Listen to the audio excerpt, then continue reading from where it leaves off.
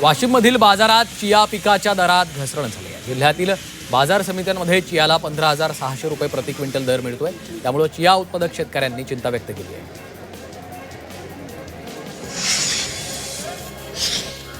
भोर तालुक्यात ज्वारी पिकावर चिकटा आणि काजळी रोगाचा प्रादुर्भाव झाल्याने यंदा कडबा उत्पादनात घट झाली आहे। गेल्या वर्षी एकरी सुमारे 1000 कडबा पेंडी मिळत असताना यंदा केवळ 600 पेंडी मिळाल्यामुळे शेतकऱ्यांचं मोठं नुकसान झालेलं आहे।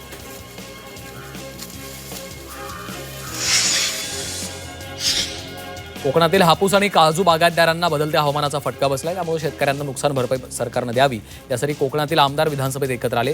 हापूस आंब्याला किती आणि कशी नुकसान भरपाई द्यायची या संदर्भात एक बैठक अधिवेशन काळात घेतली जाणार आहे। नाशिकच्या निफाड तालुक्यातील पिंपळगाव बसवंत परिसरात बागांमधून द्राक्ष चोरीच्या घटना घडल्यात। या प्रकरणात पोलिसांनी द्राक्ष चोरी करणाऱ्या चोरट्याला अटक केली आहे। या आरोपीकडनं 5 ते 6 क्विंटल द्राक्ष आणि चोरीसाठी वापरलेली व्हॅन जप्त करण्यात आली आहे। वाशिम तालुक्यातील झाकलवाडीमध्ये एका शेतकऱ्याने 1 एकर क्षेत्रावर टरबूजाची लागवड केली।